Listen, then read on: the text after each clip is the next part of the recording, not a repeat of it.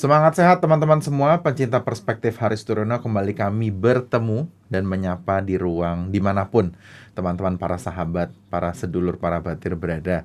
Hari ini kita berjumpa kembali dalam episode ke-14 Perspektif Haris Turono. Dan kami mengucapkan terima kasih atas segala dukungan, like, subscribe, dan juga komentar yang diberikan kepada setiap tayangan konten Perspektif Haris Turono. Berjumpa lagi dengan tuan rumahnya, Mas Haris. Salam sehat. Salam sehat. Semangat sehat. Semangat sehat. Teman-teman, kami izin untuk lebih memperlancar komunikasi, kami membuka masker kami dan kita tetap dukung Indonesia yang semakin sehat dari pandemi COVID-19. Monggo Mas. Susah makan nggak ya kita ya? Nggak lah ya, makin gendut nih kita kalau di episode makin layar. Kameraman tambah nggak jasa, tambah lebar ya. Gimana kabarnya Mas dalam beberapa Alhamdulillah baik ya, jadwal semakin padat menjelang penutupan masa sidang ya. Tetapi ya tetap kita harus tetap sehat dan semangat. Ya. Gitu. Sekarang lagi ada prioritas apa Mas di Komisi 6 di tempat Mas Haris? Komisi 6 kita baru saja menyelesaikan ya, Panja, rekan-rekan di Panja baru saja menyelesaikan RUU BUMN ya. Yang memang dirasa perlu direvisi dan kemarin sudah kita selesaikan di level Panja. Rekan-rekan dari Panja sudah laporan kepada komisi dan akan dilakukan harmonisasi di tahap berikutnya. Target selesai kapan sih Mas kalau boleh tahu Mas? BUMN Ya, tinggal dilakukan harmonisasi ya di Badan Legislatif, kemudian dibawa ke paripurna. Berarti sebetulnya sudah bisa lebih tapi optimis tahun ini kelar atau tahun ini tidak memungkinkan karena nggak mungkin tahun ini karena ya masa penutupan masa sidang kan hari Kamis. Ya, sehingga awal tahun depan rasanya sudah isu-isu yang strategis semua sudah dibahas dan sudah dicapai titik temu dari semua fraksi yang ada. Rasanya tidak akan banyak menimbulkan masalah-masalah. Berarti optimis nanti hasil RUU ini akan lebih membuat BUMN kita lebih baik mestinya Mas? Harapannya seperti itu ya. Harapannya seperti itu. Jadi undang-undang yang baru ini mampu untuk mengakomodir ya atau perubahan-perubahan tantangan zaman yang terjadi dari tahun 2003 sampai sekarang. Ya, sehingga ya BUMN-nya menjadi lebih sehat harapannya. Ya. Seperti itu Mas Angga. Jadi nanti teman-teman kita akan bahas lagi nanti mungkin yang RUU BUMN secara spesifik karena itu akan jadi satu loncatan yang cukup penting ya untuk BUMN. Dan ini adalah inisiatif dari DPR. Nah, ini adalah karya dari Komisi 6. Nah, jadi nanti kita akan bahas dalam episode khusus karena itu akan memberikan satu pencerahan tersendiri. Cuman di hari ini, saat ini di episode ini Mas, kita juga mau ngobrolin soal yang kira-kira lebih mengusik kebatinan nih Mas, soal masalah predator kekerasan seksual atau predator seks. Betul judul predator seks. Cuma takut tonton tadi sensor atau di take down. Tapi agak mengerikan ya Mas ya dalam beberapa minggu ini ya. Nggak selesai-selesai, tiba-tiba muncul dari satu premis 1, premis 2, premis 3, lokus 1, 2, 3, bahkan lokasi-lokasi yang menjadi tempat terjadinya peristiwa itu pun semakin mengerikan sebetulnya. Mas sebagai seorang ayah, panjenengan punya anak perempuan? Dua ya kan? Jadi saya satu-satunya pejantan. Jantan bukan pejantan. Satu-satunya jantan di keluarga ya. Jadi memang di keluarga saya 2 anak perempuan dan 1 istri perempuan ya. Clear, saya satu-satunya yang lelaki di keluarga. Tentu ya melihat kekerasan seksual yang terjadi di banyak tempat ya, yang akhir-akhir ini menjadi menarik ya. Tentu saya pertama-tama adalah mengucapkan turut berduka cita ya kepada semua korban yang terlibat di dalam yang menjadi korban dari kekerasan seksual ini. Apalagi sebagai ayah Mas Haris juga pasti melihat anak perempuan sendiri amit-amit betul-betul. Ya memang itu mengerikan sekali dan tentu ya harapannya adalah bahwa ya penegak hukum dalam hal ini ya mampu untuk menggunakan paling tidak hati nuraninya dalam menangani masalah ini supaya ya korban tidak menjadi korban 2 kali. Biasanya dalam kasus kekerasan seksual korban akan takut untuk melakukan pelaporan karena dia akan menjadi korban 2 kali. Yang pertama adalah sudah korban dari kekerasan seksualnya, misalkan ruda paksa. Ya. Kedua adalah ketika dia harus melakukan proses hukum ya. Itu bisa menjadi korban 2 kali dan tidak ada payung hukum yang dianggap cukup untuk melindungi para korban. Itu masalahnya Mas Angga. Tapi masyarakat kita tuh posisinya selalu unik ya Mas ya. Mereka tuh kadang-kadang ketika sekarang tiba-tiba satu isu muncul, Valencia misalnya, Ya. di Karawang. Ya. Akhirnya ternyata itu hanya ujung dari pertarungannya. Ya. Ternyata sudah ada tarikan mundur waktu yang panjang. Jadi kenapa masyarakat kita sekarang cenderung apa ya Mas ya?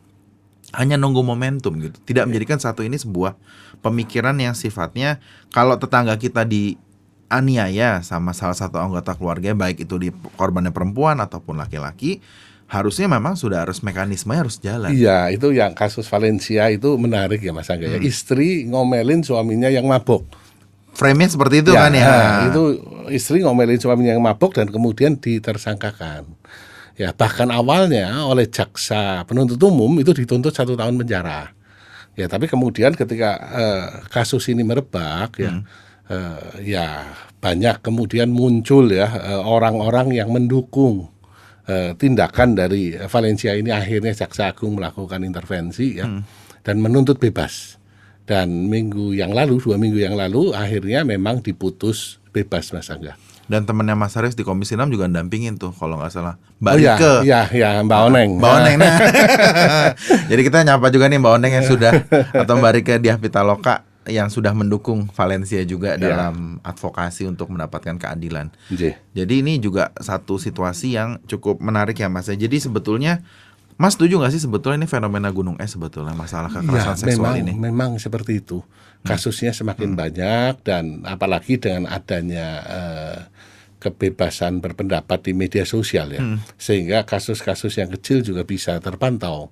Kalau kita bayangin tahun 80-an, tahun 90-an atau tahun 2000-an lah, ketika masih belum ada medsos ya. Media cetak aja media jarang. cetak kan terbatas. Betul. Ya sekarang semakin tentu pasti akan semakin terungkap. Maka dari itu ya harapannya lah ini bisa ditangani dan korbannya bisa dilindungi. Kata kuncinya adalah ada payung hukum yang cukup untuk melindungi korban dari kekerasan seksual ini Mas Angga. Jangan sampai akhirnya seperti Mas bilang tadi, akhirnya ada dampak kembalinya ke si korban ini. Akhirnya makin traumatis, mereka akhirnya semakin tidak ada pilihan dan dampaknya itu justru tambah membuat permasalahan ini semakin dianggap ya udahlah kita pasrah aja deh daripada tambah repot ke depannya gitu. Mas nggak setuju toh ya? Mesti harusnya speak up dong. Iya, speak up, harus berani speak up. Ya, harus berani speak up dari korban, maka tentu saja butuh pendampingan ya, butuh penegak hukum yang punya landasan hukum, payung hukum yang jelas untuk memberikan perlindungan. Supaya kejadian-kejadian seperti ini ya susah dihindari, tetapi yang menjadi korban ini bisa dilindungi oleh negara. Di sini peran negara hadir, Mas. Ya.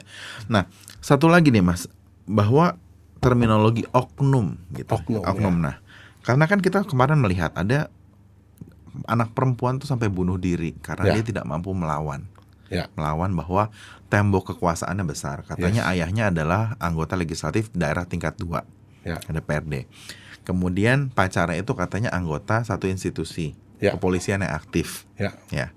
Nah, akhirnya kan selalu masyarakat memotretnya atau dari lembaga institusi yang terkait bilang ini oknum sebetulnya. Nah, apakah nggak ada budaya malu ya Mas dari institusi tersebut untuk akhirnya mereka melakukan satu tindakan yang lebih real lagi? Karena selama ini kok kayaknya kesannya jadi menggunakan terminal oknum itu untuk melindungi ke marwahnya institusi. Agak gimana ya Mas rasa keadilannya itu loh Mas. Jadi Mas Angga, titik pijak saya ya bahwa saya sangat tidak setuju bahwa terjadinya satu kekerasan seksual. Apapun bentuknya itu, ini yang pertama. Nah, tapi yang kedua, kenapa disebut oknum ya? Karena katakan anggota kepolisian ya, jumlahnya hampir 500.000. Se-Indonesia nih Mas? Se-Indonesia jumlahnya hampir 500.000. Anggota TNI kalau kita tambah pasukan cadangan dan paramiliter itu jumlahnya 1 juta. Ya, kalau misalkan ada 1, 2, atau 3 orang atau 10 orang yang melakukan itu, apakah kita harus mengatakan bahwa seluruh anggota TNI dan Polri melakukan itu? Tentu tidak, Mas Angga. Ya, jadi memang ya terminologi yang digunakan adalah oknum. Ini Mas nggak takut dianggap aku ngebelain polisi sama TNI? Nggak. Karena memang ya itulah pelakunya, bukan institusinya. Beda kalau institusinya yang melakukan kejahatan seksual. Ya di dalam sejarah kita tahu ya, di dalam banyak sejarah banyak negara sering terjadi tuh genosida dan seterusnya. Ya, tapi selama memang dilakukan oleh individu, ya kita mau sebut apa? Katakan Mas Angga sendiri kan Katolik. Ya, betul. Ya, kalau ada seorang pastor yang melakukan hal yang sama, pelecehan seksual, ya, saya kalau Mas Angga buka data, ini menarik Mas Angga. Jadi Perancis baru terbongkar nih 216.000 korbannya Mas Angga. Pelecehan seksual yang dilakukan oleh seorang pastor Gereja Katolik dari tahun 50. Ya, ini bukan gerejanya tentu, oknum di dalam. Tapi tentu tidak bisa kita ngomong bahwa semua gereja Katolik bobrok, tentu tidak. Demikian pula di dalam kasus yang di pesantren ya. Apakah kemudian semua kiainya kita katakan jelek? Kan tidak, Mas Angga. Demikian pula dalam kasus kepolisian. Yang penting adalah pelakunya harus mempertanggungjawabkan perbuatannya. Jadi atasannya harus punya hati nurani. Ya ditegakkan hukumnya. Hukum mengatakan apa? Jalankan itu dan korbannya dilindungi. Itu Mas Angga. Berarti sebetulnya dalam konteks ini adalah institusinya juga pun harus bergerak secara dengan hati nurani juga ya. Jadi secara sistem yang ada ataupun kan pastinya ada kode etik ya di setiap lembaga. TNI punya, kepolisian melanggar kode etik internal ya. Dan juga bukan cuma kode etik, karena kode etik biasanya kan sanksinya sosial. Paling banter apa di tour of duty. Ya, atau dipindahkan lah ya. Tetapi pidananya juga kena. Kalau memang terbukti ya ditahan, dipecat. Seperti itu Mas Angga. Jadi teman-teman sekalian bahwa memang terminologi oknum itu merupakan satu akibat juga sebetulnya. Karena memang kita melihat secara Mas Haris tadi menyampaikan satu komparasi juga. Perbandingan antara pelaku dengan total institusi. Jadi suka atau tidak suka walaupun terkesan ya Mas ya. Agak tanda petik sebagai bahasa itu ngeles lah nih lembaganya gitu. Tapi kenyataan demikian. Jadi harusnya kita merubah ya Mas ya. Daripada kita memperdebatkan masalah oknum-oknum itu sebagai kita harus lebih lihat lagi bahwa bagaimana kita mengawal ya. Betul. Dari kasus tersebut. Ada satu kasus Mas Angga, ada satu kasus penyidik Polri yang kemudian memaksa istri seorang tahanan ya, dengan ancaman bahwa kalau tidak mau menuruti hasrat seksualnya, dia akan tahanannya akan dipindahkan ke Nusa Kambangan katanya. Itu idenya dari mana? Iya, itu dia. Ide juga, seperti itu padahal mana bisa sih dia memindahkan ke Nusa Kambangan katakan. Ya, tapi itu kan terjadi. Ya, bahkan isunya sampai hamil. Nah, yang seperti ini ya harus ditindak tegas, dipecat. Institusi sebagus Polri ya tidak boleh ada anggota yang seperti ini. Selesai, pecat dan dihukum supaya dia membayar atas apa yang dia lakukan. Karena siapapun pimpinan Polri ya dari semua tingkatan ya, mulai dari katakan Kapolsek, Kapolres, Kapolda sampai ke Kapolri tentu tidak mau ini terjadi. Tapi ini ditegakkan hukumnya saja. Yang seperti itu bersihkan, kita tidak perlu polisi-polisi seperti itu. Nah, tentu bukan institusinya yang bobrok. Tapi memang kita ya mau tidak mau kita ngomong ini adalah satu oknum. Kan tidak semua seperti itu. Yang bagus-bagus banyak sekali. Sama seperti waktu kita bahas masalah pejabat publik dari partai ya Mas ya. Jadi nggak serta-merta karena dari partai itu pasti jelek. Ya kan banyak dari partai yang juga bagus. Kompeten, betul. Ya kompeten. Ya. Dan kita sekarang bergerak ke aspek legislasinya nih teman-teman. Bahwa sebetulnya perlu ada payung hukum yang memayungi dan kita sudah banyak sekali hashtag ataupun gerakan-gerakan sosial yang meminta pengesahan undang-undang yang melindungi ataupun bisa mencegah adanya kekerasan seksual. Yes. Sekarang perkembangannya gimana Mas? Iya, jadi undang-undang yang tadinya dikasih nama undang-undang PKS ya, penghapusan kekerasan seksual. Dikira undang-undang partai itu. Undang-undang PKS. Ya, jadi undang-undang ini sebenarnya undang-undang yang sudah diusulkan dari 2012. Lama banget ya, Mas. 2016, Gile. 2018 ya masuk ke prolegnas. Ya tapi sampai sekarang masih berkutat di situ. Ya. Dan saya kebetulan tidak terlibat Mas Angga di dalam panjanya atau di dalam tim balik ya yang mengurusi masalah penyusunan undang-undang ini. Tapi saya mendengar karena ini adalah isu yang cukup seksi di DPR RI. Ya, saya mendengar isu-isu yang berkembang seputaran dari pembahasan undang-undang ini. Ya, untuk namanya sekarang diganti jadi TPKS, Tindak Pidana Kekerasan Seksual. Ya, sehingga supaya tidak ada tadi Mas Angga asosiasi ke satu institusi, satu partai lah ya. Partai. Ya. Ini Dan yang dia pertama. yang paling sering nolak ya Mas ya. Ya, jadi itu yang pertama Mas Angga ya. Nah, yang kedua definisi daripada kekerasan seksual itu banyak sekali tarik dan ulur di sana ya.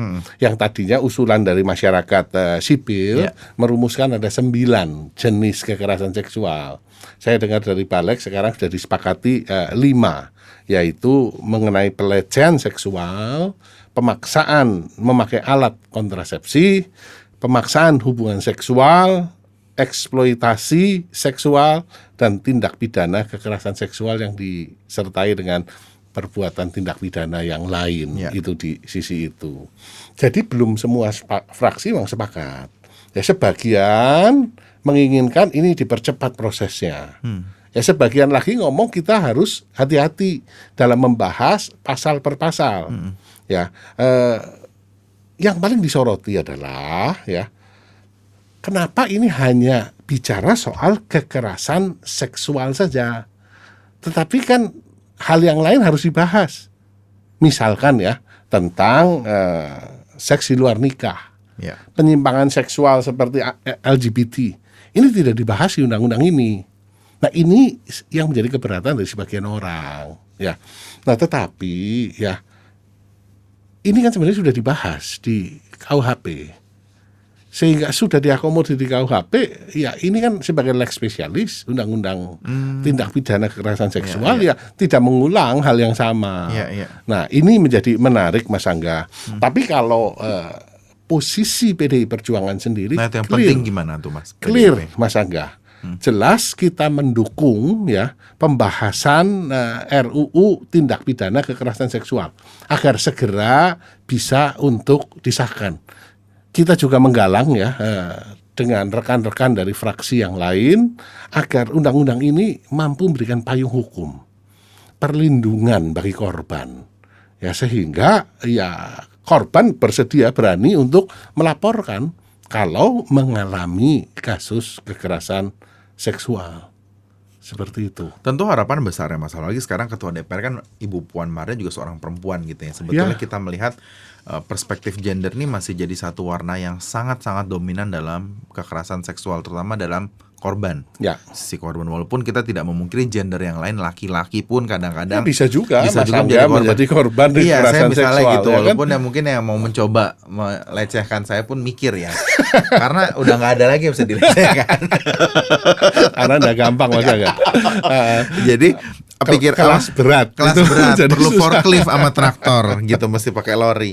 Tetapi teman-teman, bahwa pada akhirnya adalah sebetulnya kita juga punya kewajiban untuk mendukung secara moral dengan cara kita bersikap, berpikir, dan juga memberikan satu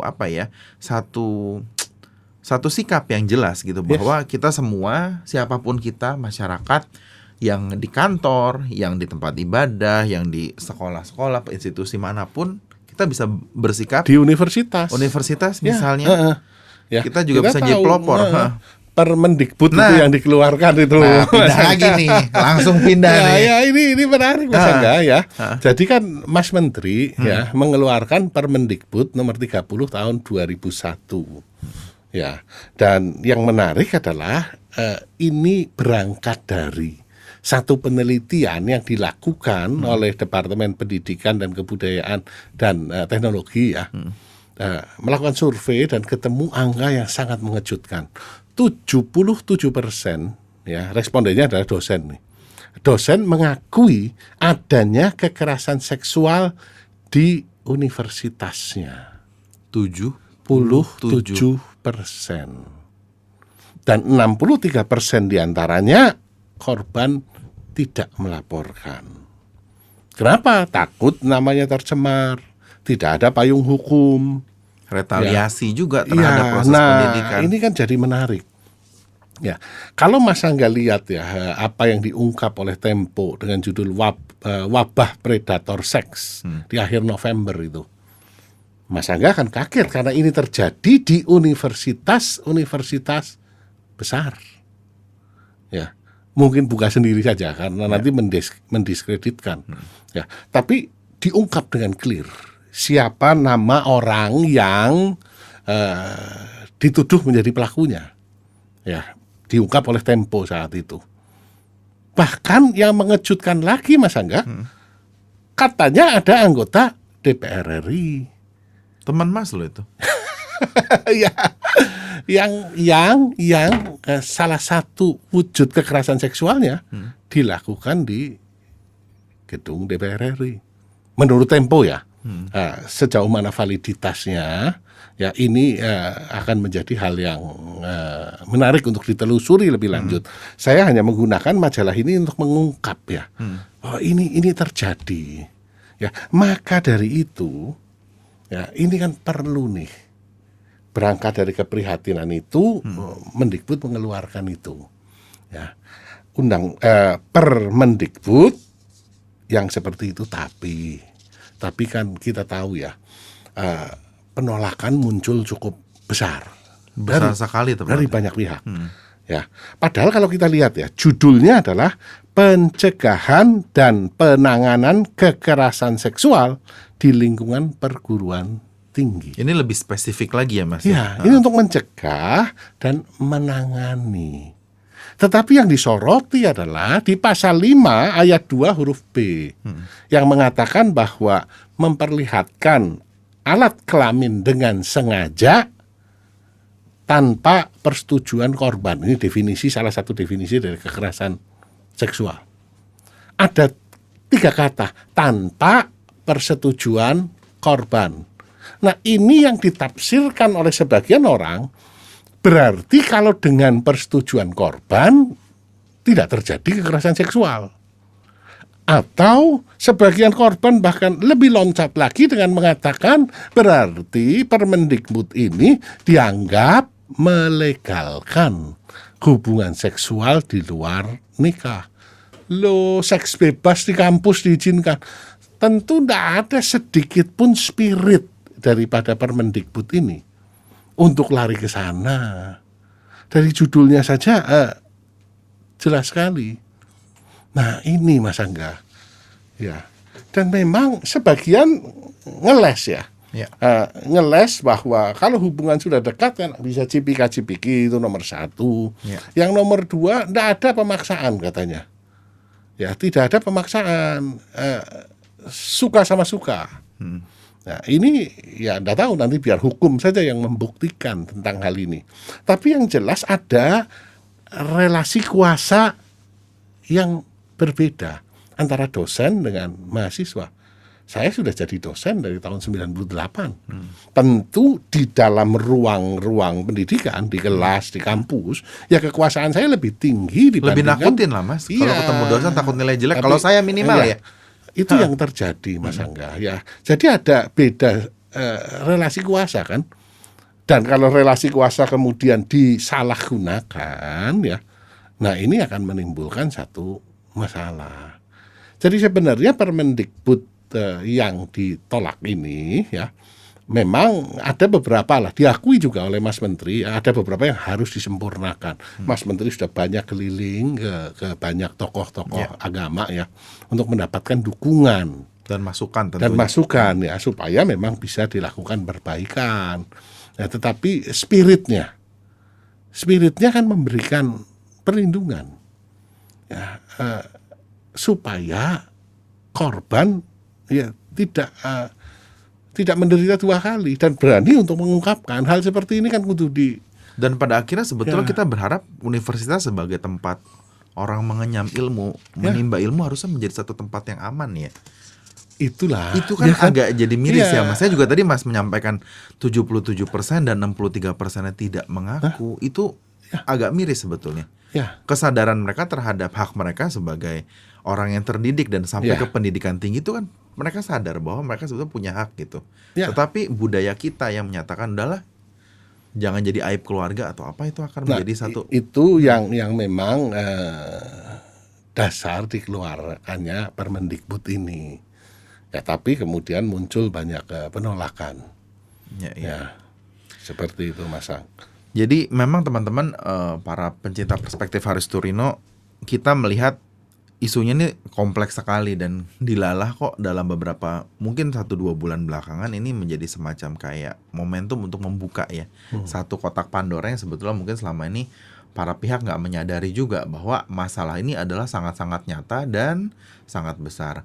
Dan secara spesifik karena daerah Mas Haris juga banyak pesantren juga lumayan jadi pemikiran ya Mas ya. Ya. Mas sikapnya gimana sih sekarang kalau misalnya tentu Mas sebagai sekarang punya mandat yang cukup penting gitu. Ya. Tentunya Mas juga ingin mempromosikan bahwa yang teman-teman yang terutama di daerahnya Mas Haris juga untuk tetap speak up untuk mulai melaporkan juga. Dan Mas siap ngawal gimana? Oh ya begini Mas Angga, tadi Mas Angga nyebut pesantren ya, yang memang lagi rame di lini masa ya, di medsos. Ini memang pesantren ada satu Saya guru. rada takut tadi ngebahasnya Mas. Ada satu guru ya yang memang melakukan kekerasan seksual kepada korbannya katanya 21 terakhir. Dan ada 8 kehamilan yang terjadi. Ya, ya ini sangat miris tentu saja. Ya, menurut saya pelakunya harus dihukum seberat-beratnya. Bila perlu dikebiri. Ya, ini yang pertama Mas Angga. Tetapi ya ini bukan melulu pesantren. Ya, saya tadi katakan Mas Angga, di Perancis gereja Katolik terjadi. Mungkin kalau Mas Angga buka lini masa kira-kira 6 bulan setahun yang lalu, ya di seputaran Jakarta juga ada kejadian gereja Katolik. Nah, jadi ini bukan apa namanya terjadi hanya pada satu agama, semua agama. Ini orangnya memang bukan ininya, bukan institusi, bukan institusinya, bukan sama sekali tidak. Etnis, ya tidak ada, tetapi memang orangnya bejat. Nah, orang sederhana itu ya, pokoknya orangnya bejat aja orangnya. Bejat. Nah, orang seperti ini ya tidak layak. Ya, dihukum seberat-beratnya. Nah, kita tahu ya di kasus-kasus di Katolik ya, zaman dulu kan ditutupi. Betul. Ditutupi paling banter ya, pastor yang terlibat paling banter itu dipindahkan ke daerah lain. Ya melakukan hal yang sama. Nah, tapi kan mulai tahun 2000-an ya, apalagi sekarang buka proses hukum. Karena ini merusak nama baik dari institusi. Ya. Dan di kepolisian tadi Mas Angga ngomong, di kepolisian tidak ada toleransi loh. Di TNI juga tidak ada toleransi terhadap tindakan-tindakan yang seperti ini. Dipecat. Begitu Mas Angga. Jadi sebetulnya sekarang gini, berarti satu pemikiran yang tadi disampaikan Mas Haris sebetulnya sangat menarik teman-teman, bahwa kita harus melepaskan juga atribut-atribut sektoral kita atau atribut-atribut keyakinan kita ketika kita melihat satu situasi kekerasan seksual. Ya. Apapun ceritanya. Apapun. Karena Mas Haris tadi sampaikan juga secara terang, mau itu etnis, agama, institusi, ataupun universitas, ya. Itu tidak ada yang... Dan di kantor, ya, kalau mau diungkap di kantor, betul. Itu terjadi karena beda relasi kuasa tadi. Ya. Nah ini terjadi. Nah masalahnya meletus enggak? Ya kan? Kalau enggak meletus ya enggak kelihatan. Jadi dalam konteks ini kita juga jangan akhirnya adu domba lagi sama isu yang lain gitu. Kita harus fokus pada situasi objek pelakunya yang bejat. Iya, sudah selesai. Jadi bejat, kita jangan dikasih kesempatan yang seperti ini. Terus jangan kita akhirnya mengeneralisir misalnya satu agama, kelompok atau apapun. Itu menjadi itu, karena itu akan membuat masalah ini tidak akan selesai ya. Karena ada semacam tanda petik secara alamiah. Tentu misal saya sebagai orang Katolik pengennya kalau bisa jangan jelek lah. Ya jangan jelek. Iya kan, tapi kan terjadi. Tapi terjadi, itu fakta. Jadi kita jangan terjebak oleh isu-isu yang lain ketika kita memotret satu perilaku kekerasan seksual, karena itu dasarnya individunya bejat. Nah, bukan institusinya, ya kan? Ya. Nah, maka dari itu Mas Angga ya, tadi Mas Angga ngomong di dapil saya, ya. Tentu saya sebagai anggota DPR RI yang mewakili dapil Bergas ya, Brebes, Tegal dan Selawi. Ya, saya berharap bahwa ini tidak terjadi di daerah pemilihan saya. Kalau memang itu terjadi, saya siap untuk mengawal. Ya, kita perkarakan, laporkan, dan kita lindungi. Karena jangan sampai orang-orang bejat mendapatkan tempat, Mas Angga. Apalagi privilege ya, perlindungan. Ya, siapapun dia misalkan ya, kalau melakukan hal-hal seperti ini, kasihan orang-orang yang secara posisi lemah. Biasanya terjadi pada perempuan, anak-anak, ya. Yang lebih celaka lagi adalah disabilitas. Ya. Disabilitas ini, ya, karena Pak, kadang-kadang di dalam kasus disabilitas, kesaksiannya kan susah. Dia tidak bisa mengungkapkan dengan benar seperti orang-orang yang capable ya. Dan itu sering tidak bisa dianggap sebagai satu kesaksian. Padahal orang-orang yang memiliki disabilitas itu rawan untuk menjadi korban. Ya, maka dari itu I will stand up for this. Ya, saya tentu akan dukung untuk pengungkapan kasus-kasus ini. Ya. Aduh, begitu Mas Angga. Walaupun ini agak sangat ini ya. Saya tadi dengar terakhir diskusi dengan Mas Haris cukup miris juga dalam batin karena ternyata banyak sekali selain kelompok rentan, kelompok penyandang disabilitas pun menjadi salah satu kelompok yang sangat-sangat berbahaya karena secara payung hukum tuh lemah juga ya, untuk mereka melindungi diri sendiri. Sebagai penutup, ada yang mau disampaikan lagi Mas Haris untuk diskusi kita? Ya, jadi teman-teman batir-batir nang dapil ya, angger weruh kayak dia ya. Ayo lapor. Saya dukung. Jangan takut. Karena ini menyangkut hak asasi manusia. Terima kasih. Assalamualaikum warahmatullahi wabarakatuh. Sehat selalu untuk kita semua.